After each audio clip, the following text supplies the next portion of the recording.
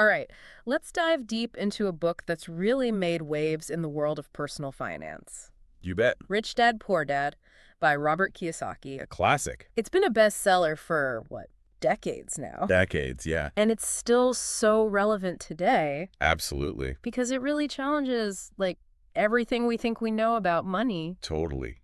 Throws conventional wisdom right out the window. Right. So for anyone who hasn't read it, Yeah. Kiyosaki basically grew up with, like, two dads. Two dads, yeah.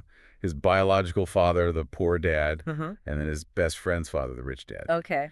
And they both had wildly different perspectives on money. And the book explores those contrasting views. Exactly. It's kind of like a case study of his own life, you know? It is. I mean, one of the most striking parts, I think, early on is, remember that story about him working for his rich dad as a kid? Oh, yeah, for like 10 cents an hour. 10 cents an hour. 9 years old. You think, what kind of lesson is that? Right. But there's a deeper meaning there. Yeah. It's not about the money itself, right? It's about the mindset. The mindset Rich Dad wanted him to experience that frustration, of like, trading his time for pennies, yeah. to really understand the difference between working for money Uh-huh. and having money work for you. Which is the core message of the book.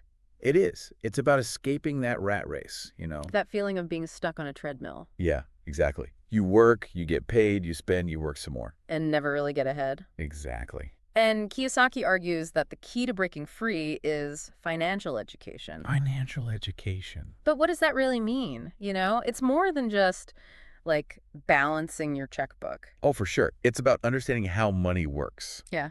right? Like how to make it work for you, not against you. He uses that example, the lottery winner who ends up broke.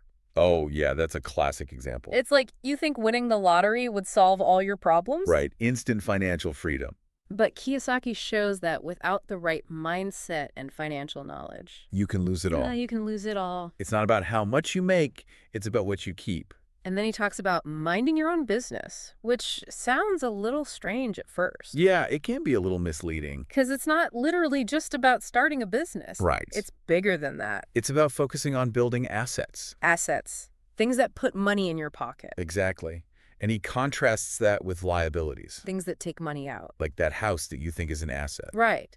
But if it's draining your cash flow, It's a liability. it might be a liability. That's a big mindset shift for a lot of people. It is. And I love how he uses the example of Ray Kroc, the founder of McDonald's, Oh, yeah, that's a good one. to illustrate this point. Because most people think McDonald's is in the food business. Fast food, yeah. But Kiyosaki points out that Ray Kroc was really in the real estate business. Owning the land under those golden arfas, that's where the real value is. So it's about thinking differently, seeing opportunities that others miss. Exactly. And minding your own business is about cultivating that entrepreneurial mindset. It's about being proactive, taking control of your financial future. Exactly. Not just waiting for things to happen, but making them happen. And speaking of making things happen, another key lesson from Rich Dad, Poor Dad is the rich invent money. Ah, yes. That one always makes you think. I remember that story about Alexander Graham Bell trying to sell the patent for the telephone. To Western Union for $100,000? $100,000. You imagine. But it's not just about, like, literally inventing something new. Right. It's about seeing the potential that others miss. That vision. That entrepreneurial spirit, you know? Totally. It's about developing your financial intelligence. So we've touched on 3 big lessons, but there are a lot of core concepts that Kiyosaki uses throughout the book. Yeah, he breaks down some really important ideas. Like, one of the first things he does is simplify how we think about assets and liabilities. Boils it down to this. Assets put money in your pocket. Liabilities take money out. Simple, but powerful. And it applies to everything, not just big purchases.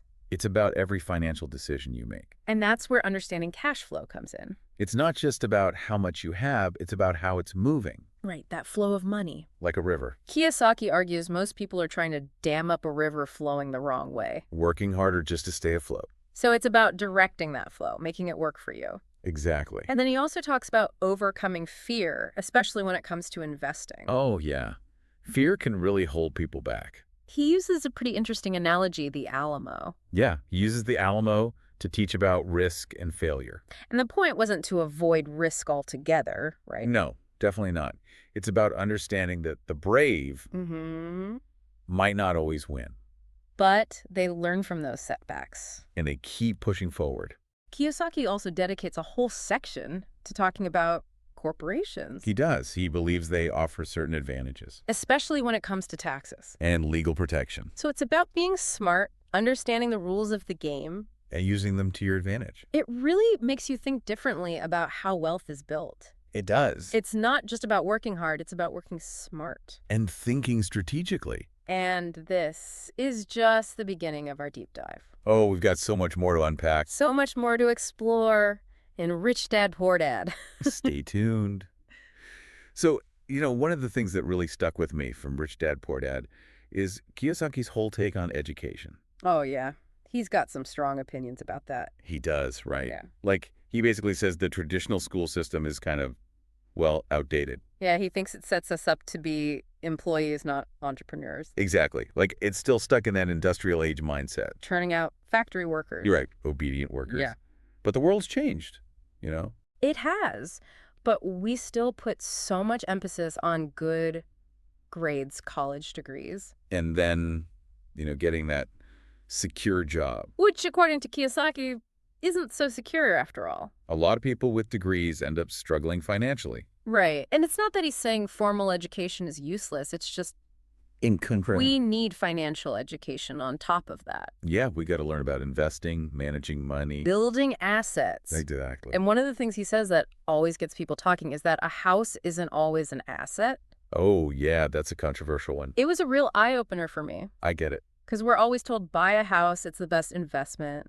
But his point is, if it's not generating income, If you're constantly pouring money into it, mortgage, repairs, taxes, it's a liability. there might be. It all comes back to cash flow. Is it flowing in or out? He has this great line, the rich buy assets, the poor have expenses, and the middle class buy liabilities they think are assets. So simple, but it really sums it up. It's about those different mindsets. Where are you putting your money? And he calls that cycle of working just to cover expenses the rat race. Yeah, the endless cycle. And his way to break free is minding your own business. Which, again, can sound confusing. But it's about building that asset column. Even while you have a regular job. He's a big fan of real estate, stocks, starting a side hustle. Anything that can generate passive income. That keeps flowing in, even when you're not working. Right. And investing in your financial education, too. I remember he tells that story about the Alamo Oh, yeah, interesting one. to illustrate how to handle setbacks. His rich dad used it as a lesson about risk and failure. Because the brave might not always win. But they learn. They keep going. He also talks a lot about self-discipline, especially with money. Oh, that's crucial. He's all about paying yourself first. Right, setting aside money for investing and saving before anything else. Making your financial future a priority. And he definitely doesn't shy away from, challenging the status quo. Like, he talks about how the wealthy use corporations to their advantage. Right, that was a big takeaway for me. It's like they're playing by a different set of rules. Using those structures to minimize taxes, protect their assets. It's about understanding the system and working it. It really gets you thinking differently about how money works. It does. It's not just about earning it. It's about keeping it, growing it. Now, there's another key concept Kiyosaki introduces, the cash flow quadrant. Ah, yes. That's a big part of his philosophy. He talks about these 4 quadrants, right? Employee, self-employed, business owner, investor. And most people are stuck in the first 2, right? Trading their time for money, yeah. Stuck at that rat race. And to achieve real financial freedom, you need to be in the other 2. The business owner or investor quadrant. Creating systems that work for you. He uses that analogy of building a pipeline. Instead of carrying buckets. If you build a pipeline, the water just flows. You're not constantly working for every drop. That's a great visual. And throughout the book, he gives all these examples from his own life, lessons from his rich dad. About real estate, starting businesses, even creating those educational games. Building those pipelines, those streams of passive income. One thing I found really interesting was his idea of focusing on your don't wants. Oh, yeah. That's a unique approach. It's about figuring out what you absolutely don't want in your life. And using that as motivation. Like for Kiyosaki, it was being stuck in a job he hated. Working for someone else, yeah. So it's about using those don't wants to clarify your goals. And then taking action. He's big on action. He famously said, there's gold everywhere. Most people are not trained to see it. It's a good reminder that the opportunities are out there. We just got to be open to them. Be willing to learn, be creative. And he talks about finding your purpose, your passion. It's not just about making money. It's about living a fulfilling life. He shares his own story of leaving a secure job, going against his poor dad's advice. To pursue his entrepreneurial dreams. It's inspiring, right? It shows that financial freedom is about having choices. Having the time and resources to do what you love. And Rich Dad, Poor Dad gives you the tools, the strategies to start creating that. It's a roadmap, but it's also a journey. It is, yeah.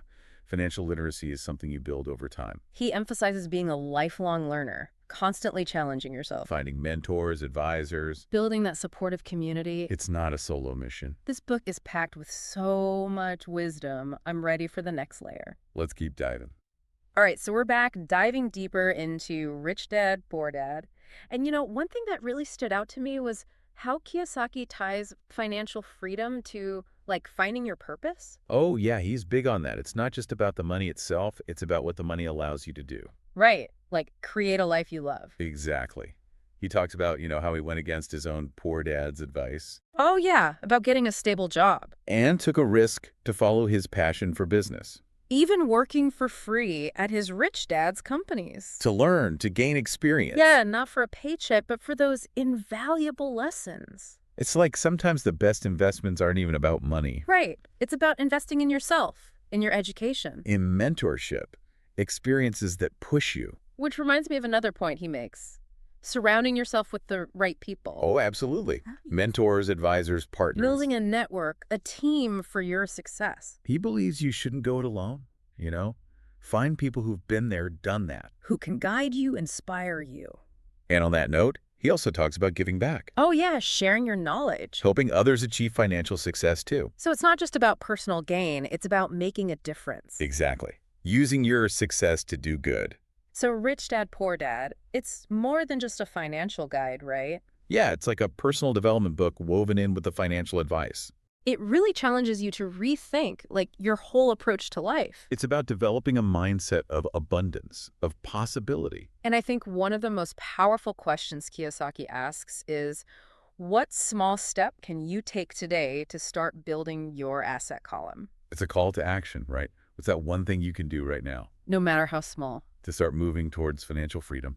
So, if you're ready to escape that rat race, to create a life of abundance, of purpose, Rich Dad, Poor Dad is a great place to start, or to revisit if it's been a while. And until next time, keep learning, keep growing, and keep diving deep.